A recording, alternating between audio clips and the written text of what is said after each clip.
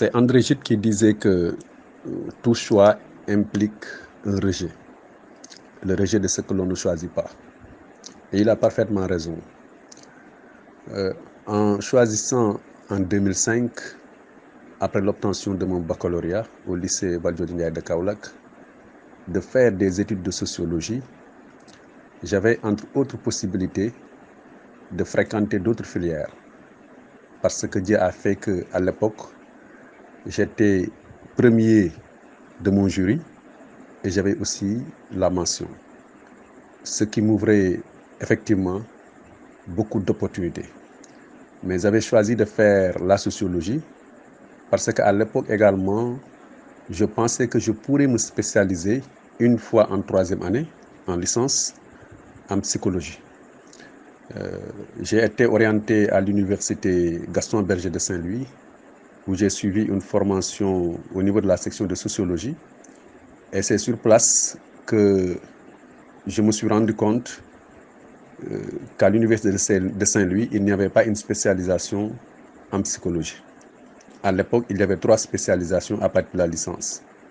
Soit tu fais sociologie du développement, mon option finale, soit tu fais sociologie du travail et des organisations, soit tu te spécialises en sociologie de la famille. Donc finalement, je me suis spécialisé en sociologie du développement, où j'ai obtenu mon master. Par la suite, j'ai fait le concours d'entrée à l'NCTP, École normale supérieure d'enseignement technique et professionnel, département des psychologues conseillers, où j'ai fait encore 2 ans de formation pour devenir psychologue conseiller en orientation scolaire et professionnelle. Et je me suis spécialisé dans la prise en charge des victimes de violences sexuelles et du viol en particulier. Donc dans le cadre de mon mémoire de fin d'études pour l'obtention du diplôme de certificat d'aptitude aux fonctions de psychologue conseiller. Donc j'ai travaillé sur la prise en charge psychologique des victimes de viol parce que j'avais fait un constat que dans le dispositif de prise en charge des victimes de violence, la dimension psychologique était très souvent reléguée au second plan, eu égard à son importance dans la réhabilitation mentale, psychique pour ne pas dire psychologique de la victime. Donc voilà ce qui a motivé mon choix de métier. Et aujourd'hui, je travaille dans une agence de coopération bilatérale en tant qu'expert en charge de la lutte contre les violences sexuelles et basées sur le genre.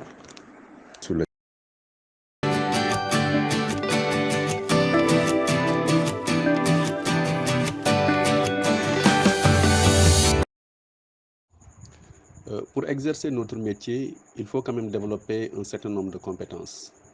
Je pense que l'une des premières compétences à développer est plutôt d'ordre social. Cela pourrait effectivement surprendre les uns et les autres. Mais il faut d'abord avoir une très bonne assise sociale, bien connaître son environnement social avant de pouvoir apporter effectivement des solutions idoines aux problèmes dont sont confrontés les consultants, pour ne pas dire les patients. Et la sociabilité et l'ouverture d'esprit sont importants dans le métier que nous exerçons. Il faut être accessible. Tu ne peux pas être un psychologue ou bien un sociologue en ayant un esprit fermé ou en se repliant sur soi-même. Donc c'est important d'être sociable, d'être accessible. Il faut également être quelqu'un d'empathique et surtout éviter tout jugement, en particulier les jugements de valeur. Le sociologue ou bien le psychologue n'a pas le droit de juger son consultant. Quel que soit ce qu'ils vous disent, vous n'avez pas le droit de juger. C'est ce que Boudon appelle la théorie des bonnes raisons. Chacun a de bonnes raisons de faire ce qu'il a à faire. Nous n'avons pas vocation à juger, nous avons plutôt vocation à accompagner. Nous sommes dans ce qu'on appelle une relation d'aide. Et dans une relation d'aide, l'expert, ou en tout cas le professionnel, n'a pas vocation, n'a pas le droit de juger son patient ou bien son consultant. Donc, il faut éviter autant que possible tout jugement de valeur.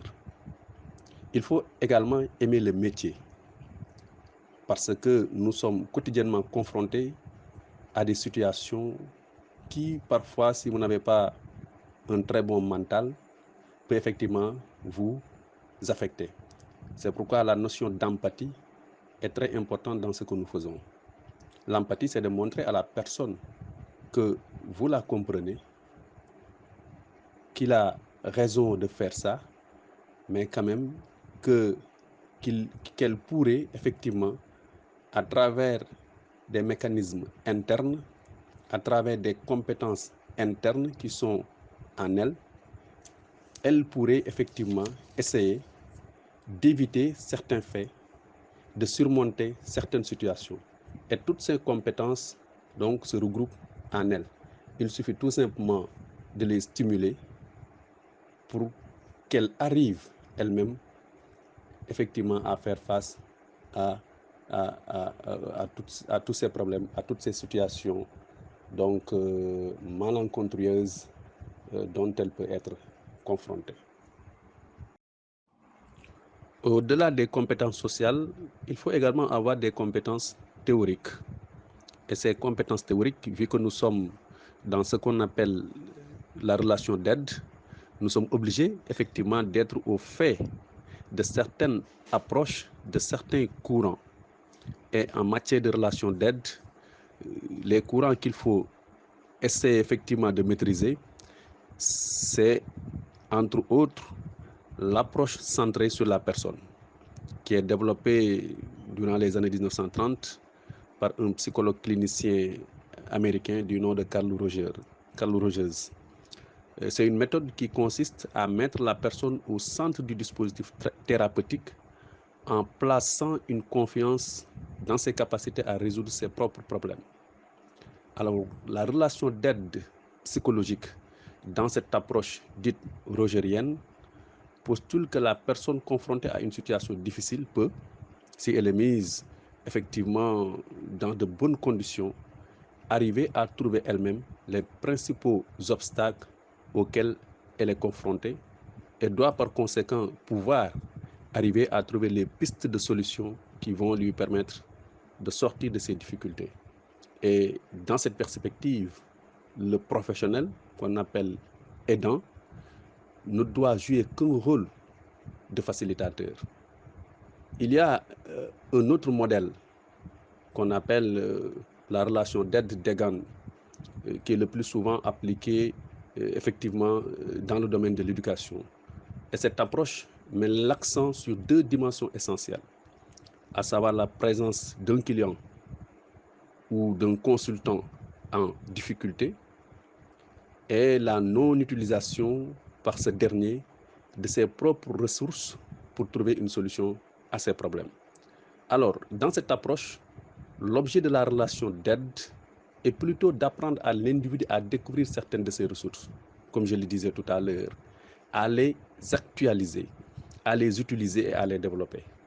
Et d'après Egan, qui a développé cette approche en 1987, le rôle de l'aidant n'est pas de faire la vie de son client, mais plutôt de l'aider à s'occuper de ses problèmes et à remodeler sa vie dans ses propres schèmes de pensée, pour ne pas dire dans ses valeurs sociales. Et sous ce rapport, l'intervenant doit tout simplement se limiter à accompagner la victime dans une relation d'interaction jusqu'au stade où cette dernière développe enfin sa capacité de faire ses choix, des choix raisonnés qui vont effectivement lui permettre de se tirer d'affaire. L'autre modèle théorique qu'on doit maîtriser en tant que sociologue, en tant que quelqu'un travaillant dans la relation d'aide, c'est effectivement le modèle de la relation d'aide en soins infirmiers qui est développé par Lazur et Chalifour. C'est un modèle qui est pratiqué le plus souvent dans le domaine de la santé et il est axé sur la relation infirmier-malade.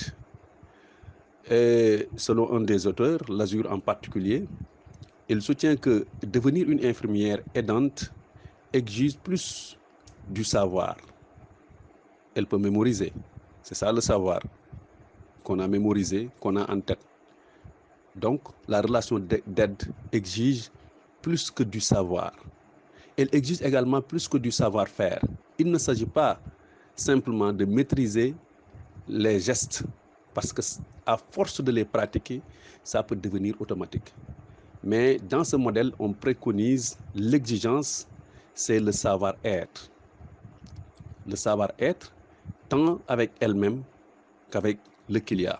Le client. Ainsi, dans sa relation d'aide avec le malade, l'infirmière ou bien l'infirmier, selon toujours ses auteurs, doit toujours privilégier le savoir-être, pourvu qu'il soit bénéfique tout au long du traitement du patient. Et à l'instar du modèle dont je parlais tout à l'heure, le modèle de Rogers, centré sur la personne, l'infirmière doit savoir que le malade dispose intrinsèquement d'assez de ressources nécessaires à la résolution de son problème. Tout comme dans l'approche rogérienne, le rôle de l'infirmier ou bien de l'infirmière se limite tout simplement à donner au client les moyens complémentaires sans aucune contrainte lui permettant de reconnaître ses ressources personnelles qu'il utilisera effectivement à sa façon dans un processus de résolution du problème. Donc voilà les trois approches théoriques que tout aidant doit effectivement apprendre à maîtriser quand il est en face effectivement d'un consultant ou bien d'un patient qui a besoin en tout cas de faire sa résilience ou bien sa réhabilitation psychologique. Maintenant, l'utilisation de ces méthodes doit également avoir comme soubassement une approche méthodologique parce que chaque méthode dans la phase de mise en œuvre a une méthodologie et impose en tout cas une méthodologie ou est une démarche donc aux professionnels, aux psychologues ou bien aux psychosociologues. Donc il y a une méthodologie et une démarche à adopter pour appliquer chacune de ces modèles. Et ces modèles varient selon le type de patient, pour ne pas dire de client, qui est en face de nous. Donc ce ne sont pas des modèles que nous pouvons appliquer à n'importe quel patient. Il y a un travail préalable à faire, ce qu'on appelle souvent l'anamnèse, qui vous permet d'identifier, d'appréhender la personnalité qui est en face de vous. Et sur la base de cette évaluation, souvent le premier entretien, c'est un entretien d'évaluation qui permet effectivement de percer le mystère, de faire ce qu'on appelle une première découverte, de s'entretenir avec le client, ce qu'on appelle l'exploration. Vous faites l'exploration et c'est au terme de l'exploration, après une ou deux séances avec le consultant, qu'on doit être maintenant en mesure d'identifier effectivement le modèle de la relation d'aide qu'on doit appliquer à cela. Mais tout cela, à ce malade, mais tout cela doit avoir également un soubassement méthodologique pointu.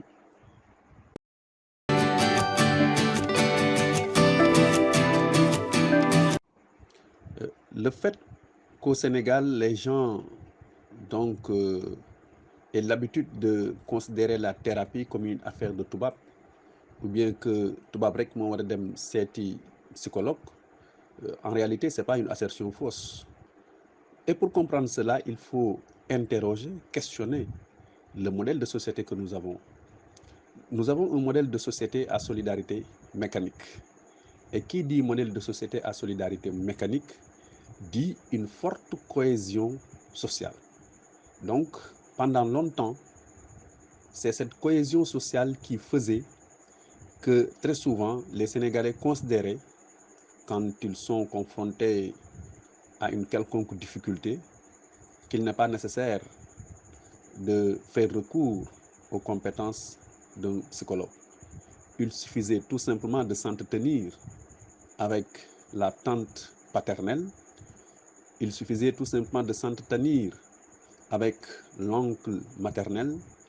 Il suffisait tout simplement de s'entretenir avec la grand-mère ou bien le grand-père pour effectivement trouver des solutions. Parce qu'à l'époque, on avait des familles qui jouaient pleinement leur rôle. Et le contrôle social était permanent.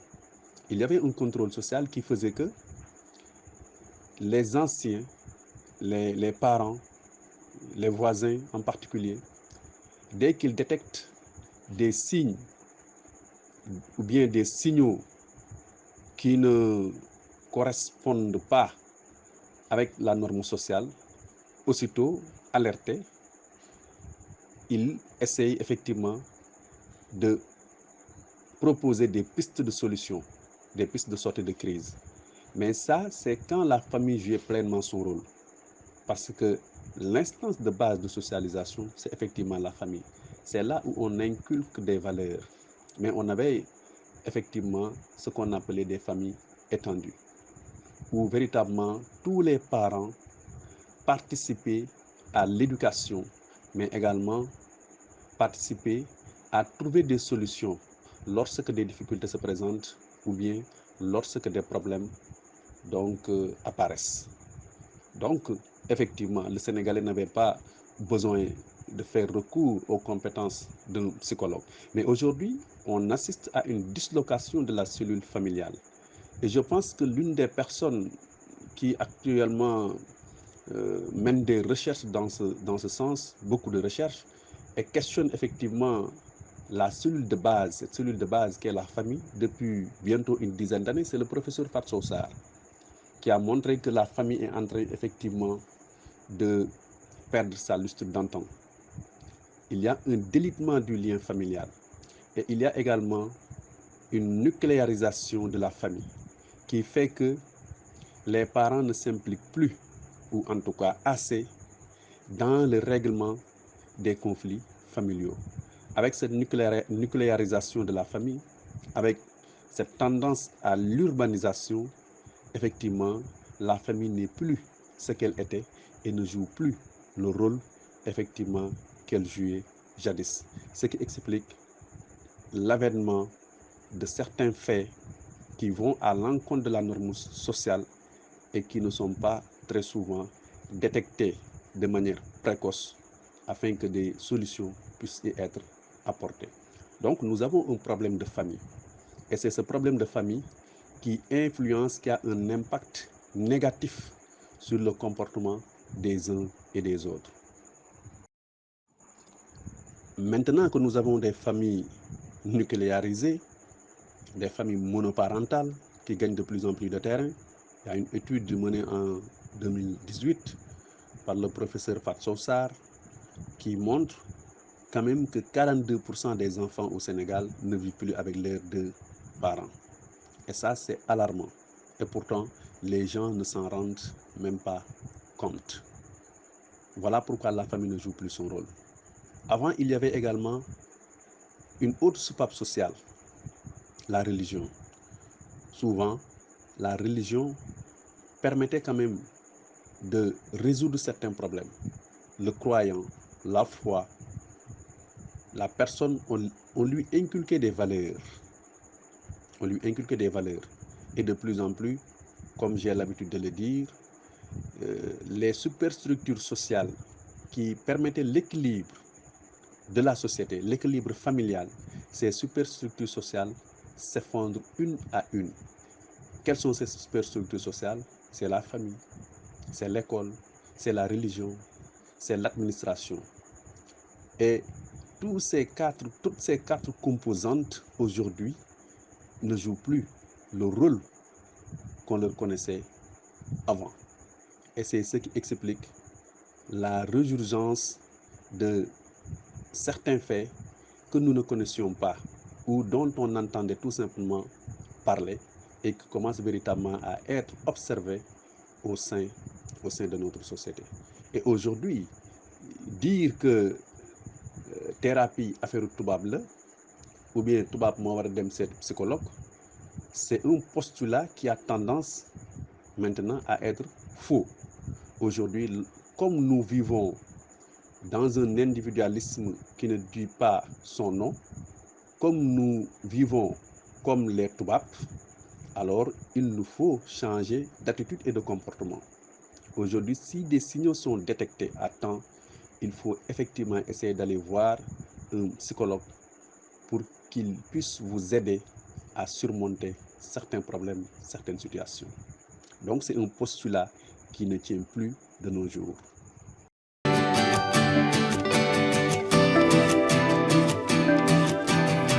Par ailleurs, parler du cas Falla Paye, le médecin chirurgien dentiste qui s'est donné la mort en tuant d'abord ses 3 enfants, peut être en ce moment-là un pari risqué.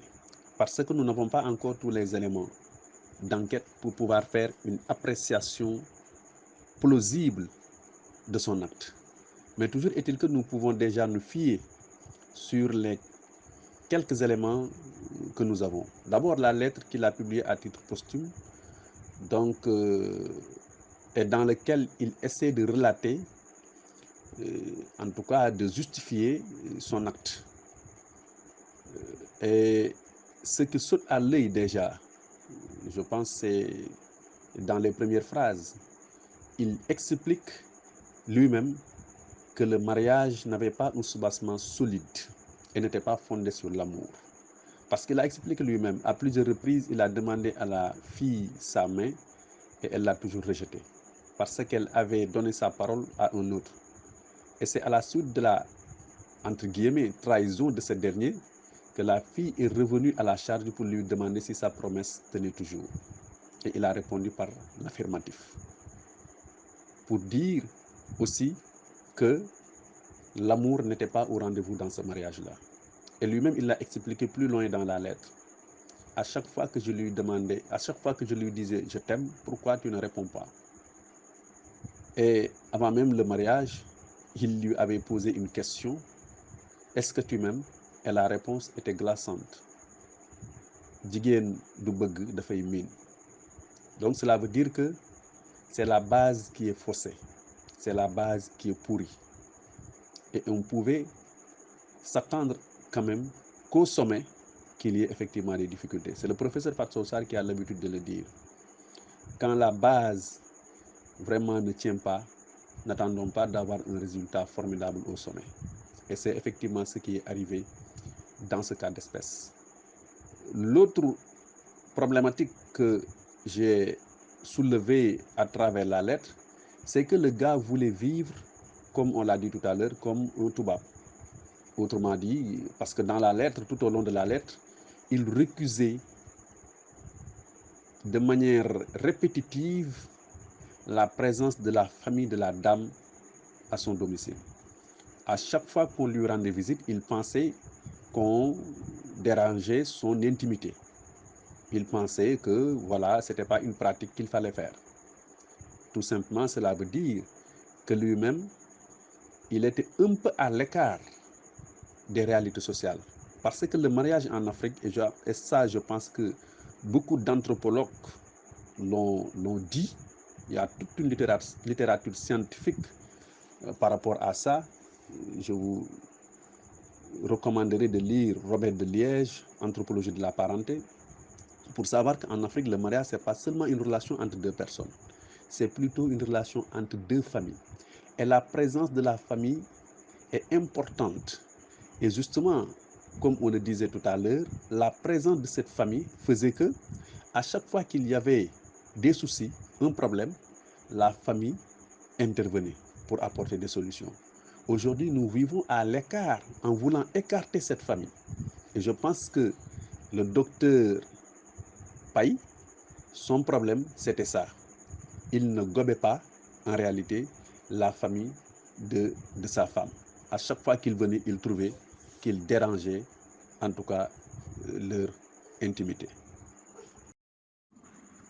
Outre le fait qu'il n'entretenait pas de bonnes relations avec sa belle famille, le docteur Paye est également décrit comme quelqu'un d'extrêmement suffisant. Lui-même, il le relate dans sa lettre, sa femme lui reprochait très souvent d'être trop suffisant. Autrement dit, il n'écoute personne. Quelqu'un de suffisant, c'est quelqu'un, voilà, qui croit qu'il a toujours raison, qu'il n'a pas à écouter Massamba ou Mademba, et que, voilà, ses pensées doivent être appliquées. Nous avons ces types de personnes dans nos différentes sociétés. Des gens qui pensent que, voilà, dès qu'ils parlent, tout ce qu'on doit faire, c'est effectivement appliquer. Et ça également, il y a d'autres connaissances que nous avons eu la chance de questionner, d'interroger, qui nous ont confirmé cela. Effectivement, il était un peu fougueux, suffisant, voilà, raffiné également, et qui, quand même, pouvait, s'il était confronté à de telles situations, passer à l'acte. Passer à l'acte. Il y a des gens qui nous ont confirmé cela parce que c'est une personne plus ou moins introvertie. Autrement dit, quelqu'un qui, qui n'était pas du tout ouvert, qui ne parlait pas beaucoup. Donc, il y a un problème de communication qui se pose. Et que, à un certain moment, vu effectivement, il a vécu également beaucoup de frustration. Il a vécu beaucoup de frustration. Et sa lettre nous permet effectivement de voir que c'est une accumulation de frustration qui a débouché effectivement sur le passage à l'acte. Et ça, en sociologie, on le dit, en psychologie plutôt. Toute accumulation de frustration débouche nécessairement sur une violence. Et à un certain moment, donc, il y avait tellement de frustration, surtout par rapport à ce qui s'est passé après le divorce, le fait de confier les enfants à leur maman et le fait qu'il croit, lui, le docteur Paye, que sa femme l'a utilisé, qu'elle voulait tout simplement à un certain moment de sa vie avoir des enfants et aller mener sa vie comme elle l'entend. Donc, c'est ça qu'il a essayé d'utiliser pour justifier le fait effectivement de tuer ses 3 enfants. Il faut couper de manière définitive le cordon ombilical qui le liait à son ex-épouse. C'est effectivement d'éliminer les enfants qui symbolisent cette relation. Et il a dit dans la lettre, cette relation ne mérite pas d'avoir des descendants parce que non fondée sur l'amour. Donc, à la base, comme je le disais tout à l'heure, lui-même, sans doute, il a toujours compris ainsi que l'amour n'y était pas. On peut dire que c'était un mariage par défaut. La femme, sans doute, entre guillemets, trahie par l'autre. Donc, pour prendre sa revanche sur ce dernier, décide de s'engager avec celui qu'il a toujours aimé, celui qu'il a toujours courtisé. Et à un certain moment, ce dernier-là se sent trahi lui aussi par cette fois-ci son épouse, décide tout simplement de lui faire payer sa trahison.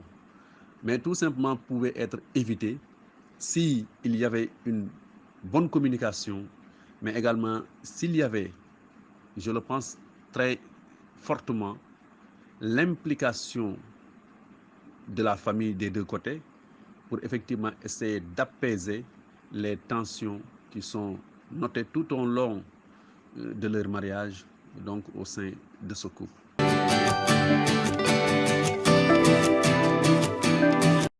Il y a de nombreux changements quand même qui sont intervenus dans notre société et qui très souvent nous échappent.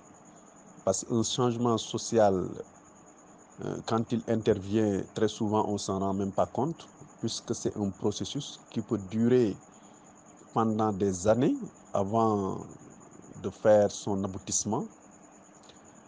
Mais les changements les plus apparents et qu'on peut citer, c'est effectivement ce dont je parlais tout à l'heure avec l'effondrement des superstructures sociales qui ont toujours été garantes de l'équilibre social donc dans nos sociétés.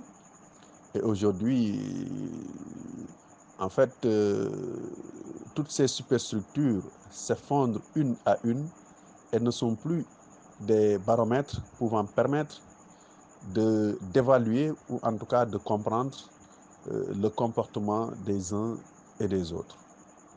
Aujourd'hui, la famille ne joue plus le rôle qu'elle jouait avant.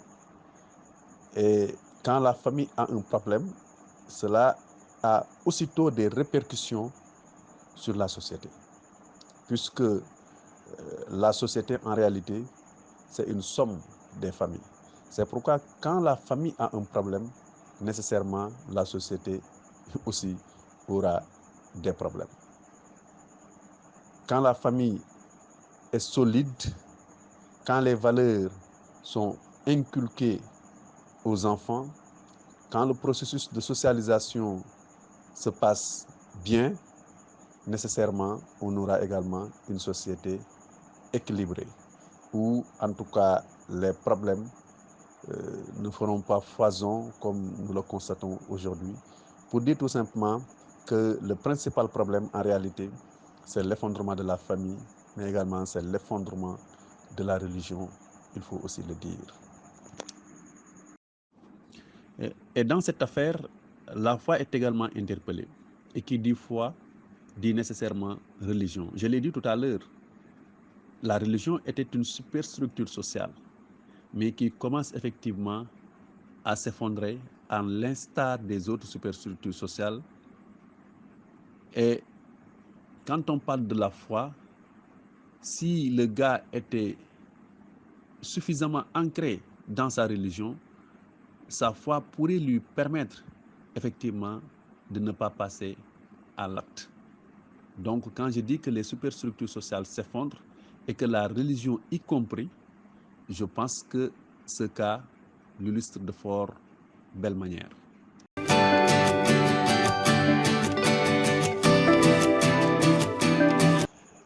Comme je l'ai dit tout à l'heure, nous avons un modèle de société à solidarité mécanique. Et dans ces modèles de société à solidarité mécanique, très souvent, on préfère d'abord consulter le marabout, on préfère d'abord consulter le charlatan, on préfère d'abord consulter le tradipraticien, on préfère d'abord consulter le guide religieux et le psychologue vient toujours en dernier lieu. Parce que nous n'avons pas cette culture. Nous n'avons pas cette culture, je l'ai dit tout à l'heure. À chaque fois que des problèmes donc, étaient notés au sein de la famille ou au sein de la société, souvent nous avions des mécanismes endogènes pour effectivement essayer de trouver, pour ne pas dire d'apporter des solutions à ces problèmes. Et c'est ce qui perdure jusqu'à présent, alors que nos modes de vie, nos modes de pensée ont véritablement changé et que nous devons effectivement nous adapter par rapport à cette nouvelle donne. Mais cette adaptation ne peut pas être automatique, mais je pense que de plus en plus, il y a des Sénégalais qui, quand même, lorsqu'ils sont confrontés à une situation quelconque, à des difficultés, des problèmes, ont tendance quand même à faire recours à des compétences d'un psychologue. Je pense qu'il faut continuer la communication, la sensibilisation pour dire que nous pouvons tous être confrontés à des situations difficiles. Mais ici, quand on parle de psychologue, souvent on pense à la gestion du stress, ou bien on dit que voilà, les psychologues, c'est eux qui soignent les fous, parce qu'on est fou qu'on doit aller voir un psychologue, alors qu'il n'en est absolument rien. Je pense qu'il faut continuer et, comme je l'ai dit tout à l'heure, un processus de changement social n'est jamais automatique. C'est toujours une évolution jusqu'à son aboutissement. Et qu'on le veuille ou pas, il arriverait un moment où toute personne confrontée à des situations difficiles par rapport à lui-même ou dans son entourage fera absolument recours à un psy pour l'accompagner ou bien pour l'aider, soit à faire sa résilience, soit à faire sa réhabilitation psychologique, mentale, soit à essayer de trouver des solutions par rapport aux problèmes dont il peut avoir effectivement être confronté.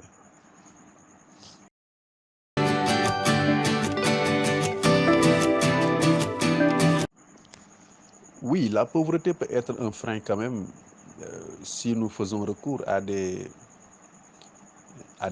cabinets de psychologues, par exemple, en particulier de psychologues cliniciens. Parce qu'au Sénégal, nous n'avons pas des établissements où on forme des psychologues cliniciens. La plupart des cliniciens sénégalais donc, sont formés à l'étranger. Mais nous avons quand même une école, l'école normale supérieure d'enseignement technique et professionnel, où on forme des psychologues conseillers en orientation scolaire et professionnelle, ce qu'on appelle des psychologues de l'éducation, qui ont quand même une très bonne base de formation en psychologie clinique et qui, pour le moment, tentent autant que faire se peut de s'en sortir. Et ces psychologues conseillers, c'est des agents de l'État. C'est des agents de l'État, c'est des fonctionnaires de l'État. Et dans chacune des régions du Sénégal, nous avons ce qu'on appelle un centre académique de l'orientation scolaire et professionnelle. Et au niveau de ces centres académiques de l'orientation scolaire et professionnelle, donc vous y trouverez effectivement des psychologues conseillers en orientation scolaire et professionnelle qui ont toujours un bureau appui psychosocial. Et ce bureau appui psychosocial donc, est souvent dirigé par quelqu'un qui a une spécialisation en matière de prise en charge psychologique et qui peut effectivement aider à travers des outils euh, reconnus, mais à travers également une expertise en matière de psychologie clinique, puisque aujourd'hui, comme on le dit, hein, la formation, c'est tout au long de la vie. Nous n'avons pas besoin effectivement de sortir d'une école de psychologie pour pouvoir faire l'accompagnement et la prise en charge psychologique d'une victime ou bien d'un consultant. Je pense qu'aujourd'hui, il y a la formation à distance et les gens essaient effectivement quotidiennement de réactualiser leurs connaissances, de se mettre à jour pour effectivement pouvoir faire le travail qui leur est confié. Donc, pour dire que effectivement, la pauvreté peut être un frein, mais quand même, il y a d'autres alternatives. Peut-être que les gens ne connaissent pas, parce que quand on parle de centre d'orientation, souvent on pense au concours, on pense à l'examen, on pense au milieu scolaire. Alors qu'au niveau de ces structures-là, nous avons quand même des psychologues qui peuvent effectivement intervenir en cas de besoin, parce que dans leur cursus de formation, la base de cette formation, c'est effectivement la psychologie, y compris la psychologie clinique qu'ils font pendant 2 ans. Donc, ils sont suffisamment outillés pour pouvoir faire la prise en charge. Et comme c'est un service public, donc c'est tout à fait gratuit.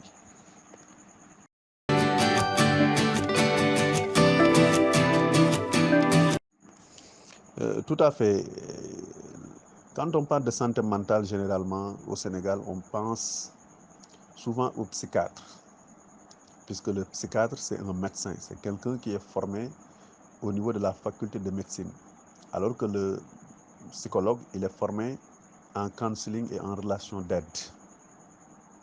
Donc, il y a un problème par rapport à la santé mentale, mais aujourd'hui, quand même, des efforts sont en train d'être déployés pour effectivement essayer de juguler ces carences, ces manquements. Et il y a au niveau de l'hôpital FAN, euh, le centre dirigé par le professeur Idriss Abba, avec un de nos collègues du nom de Boubacar Diakhaté, qui travaille par rapport à la santé mentale, à la prise en charge effectivement de cette problématique-là, qui nous interpelle quotidiennement. Mais comme je l'ai dit tout à l'heure, au Sénégal, lorsqu'on parle de santé mentale, on pense aussitôt à la folie. Alors que la santé mentale, ce n'est pas simplement une question de folie, ce n'est pas simplement une question de perte de raison. C'est également la personne qui, à un certain moment, a fait un burn-out, la personne qui, à un certain moment, est confrontée à des situations extrêmement difficiles et qui n'est pas consciente qu'elle est dotée de suffisamment de compétences intrinsèques pour pouvoir arriver effectivement à lutter, à combattre ces goulets qui l'empêchent effectivement de s'épanouir. C'est un problème réel qui existe en Afrique, mais je pense que de plus en plus avec l'ouverture de facultés et de plus en plus de spécialisations en psychologie clinique, je pense que le problème pourrait être résolu d'ici quelques années.